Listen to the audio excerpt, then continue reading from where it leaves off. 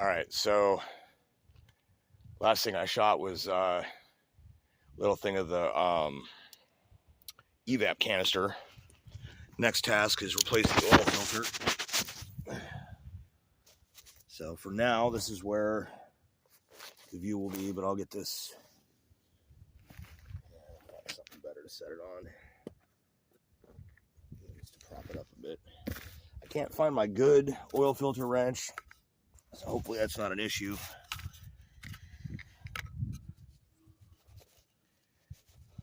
No, that should be sufficient.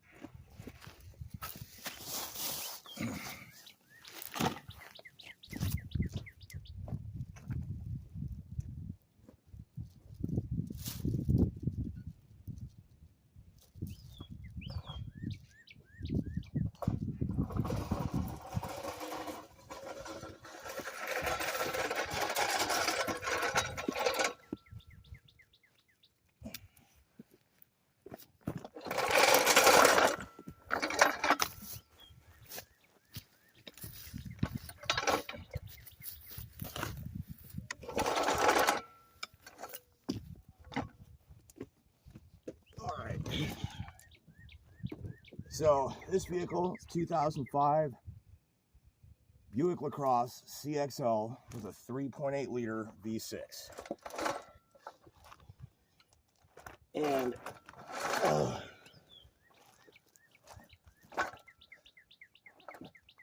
a couple weeks ago I had to, well, maybe a month,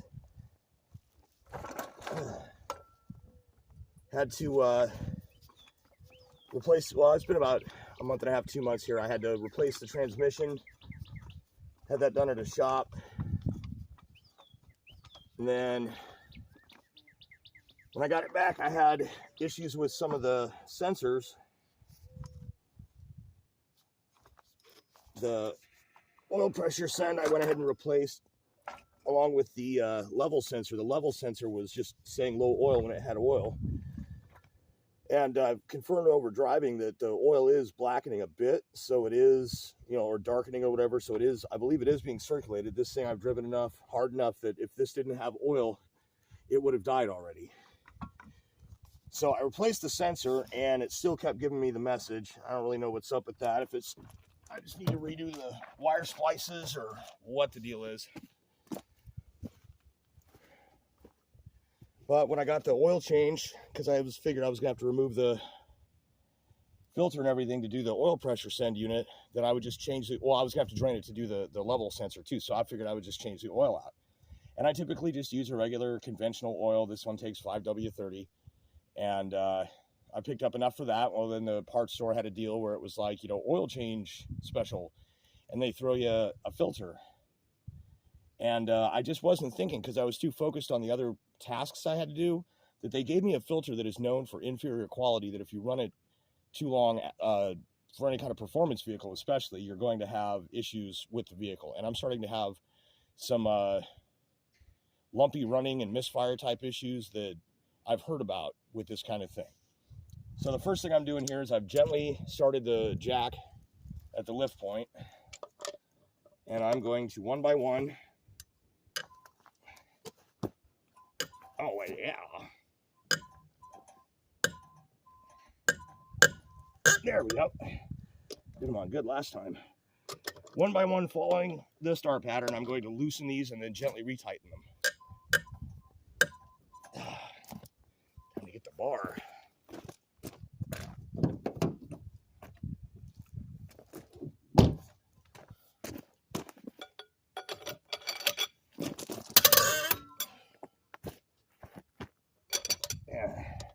nice and tight. Okay.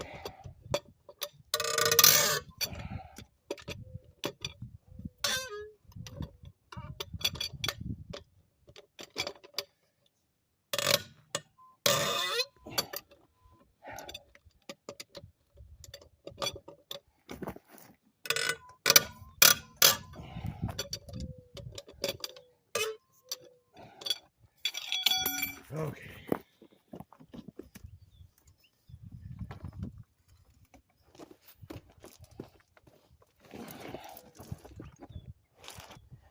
All right. So now we're going to lift the car up.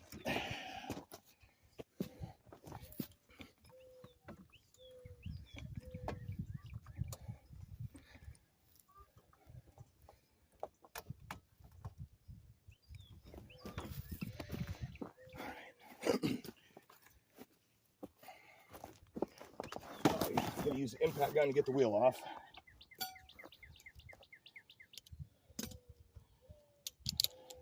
Just don't want to use it to break those.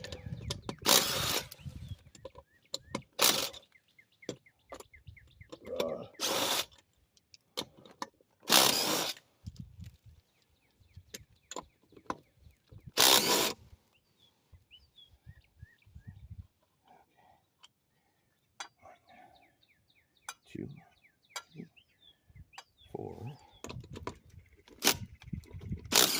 5.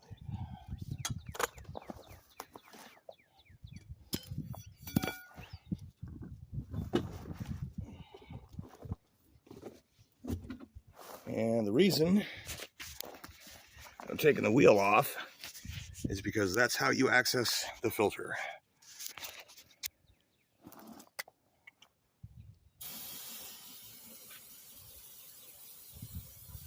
Clean that off a bit.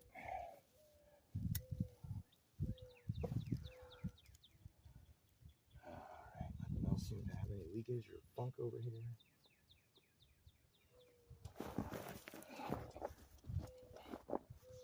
Inspect the CVs while I'm here.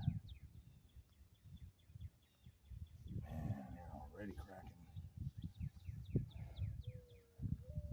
Funky boots. Okay.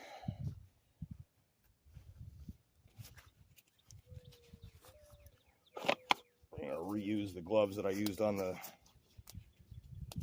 drive shaft.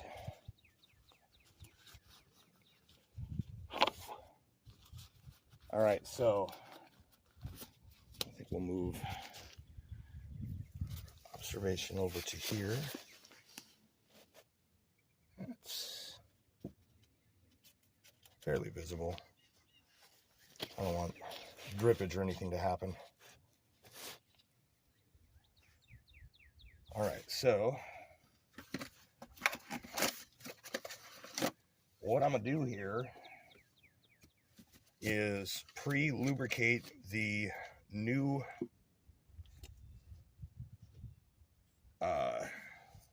filter's ring gasket.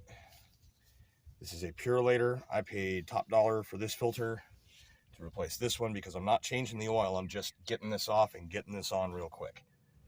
And so in order to do that, I'm gonna have the one ready.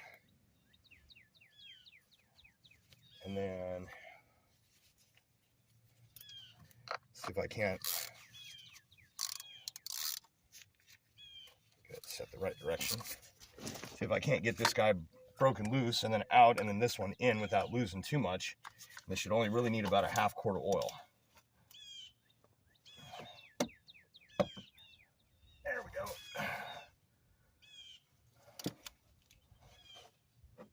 Nice and easy.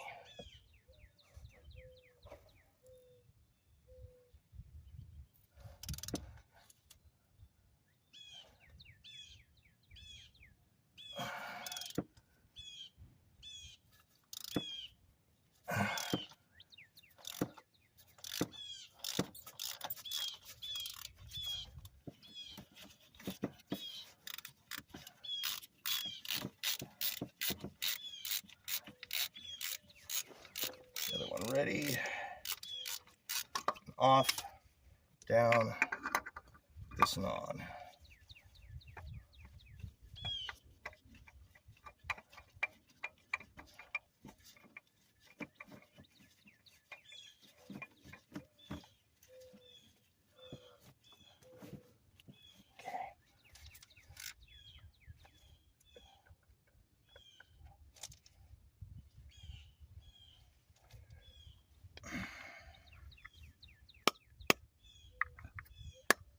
There we go.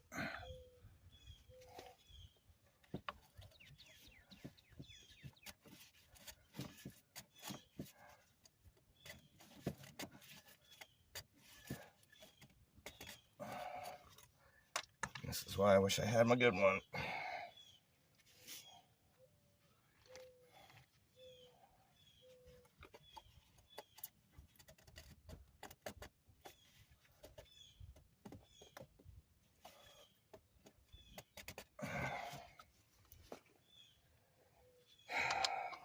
Well, it ain't gonna leak.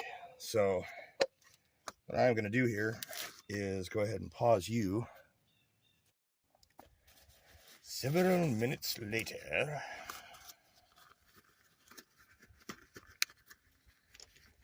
Gloves back on.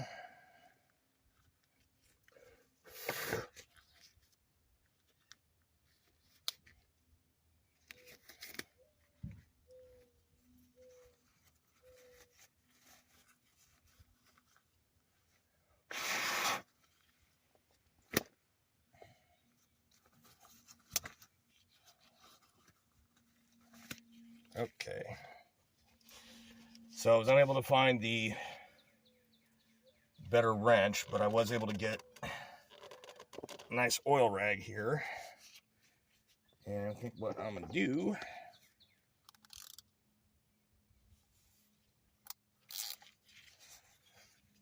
is I'm going to put the rag inside the wrench cup and see if I can't get that up on here. Get some leverage. Yes. I know I didn't invent that trick, but I just came up with it. I was like, there's got to be something I can press in there to give it a little extra friction.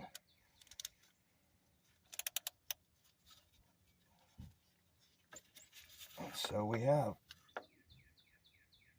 oh, perfect. All right. So now I just got to get this off.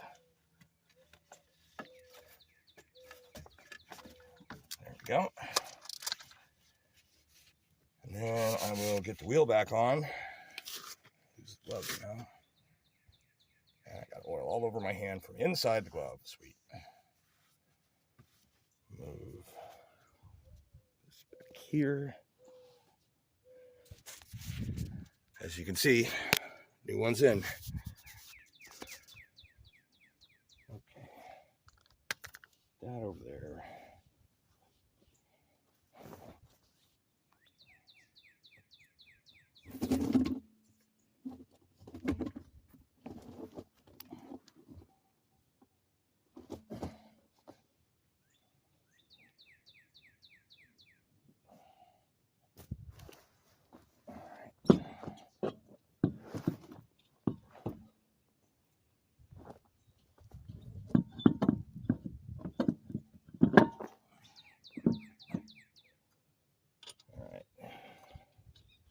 So, get these started. They don't have to be started in the star order. They just have to be tightened in the star order.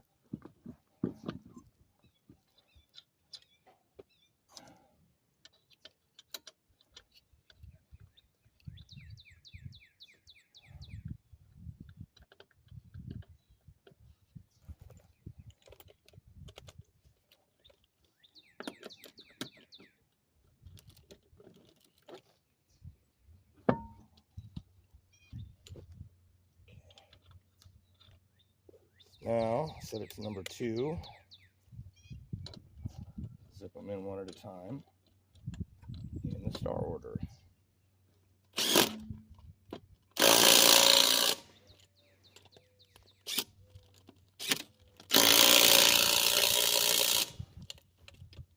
This is the battery pack being loose, causing that.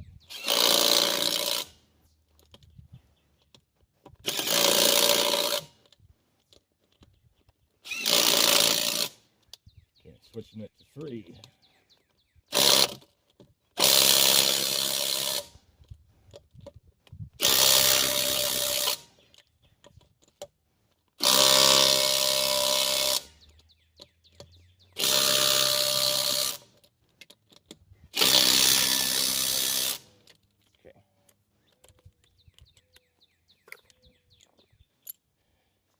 Gently lower the car.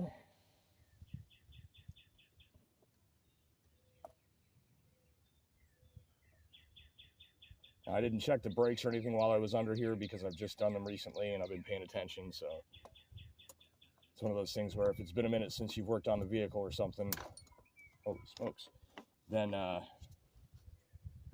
you know, you want to check on stuff like that. But these guys are okay. All right, so now we're going to torque these.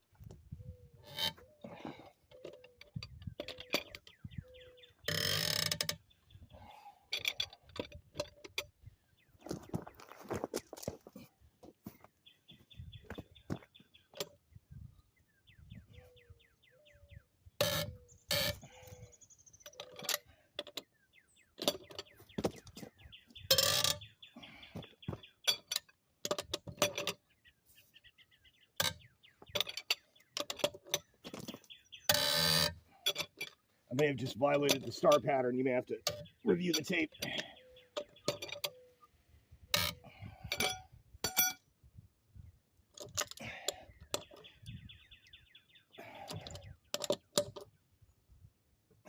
Yep.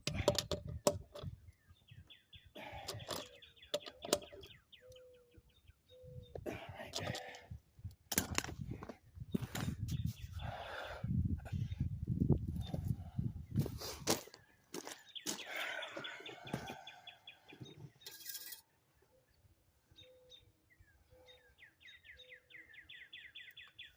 This is now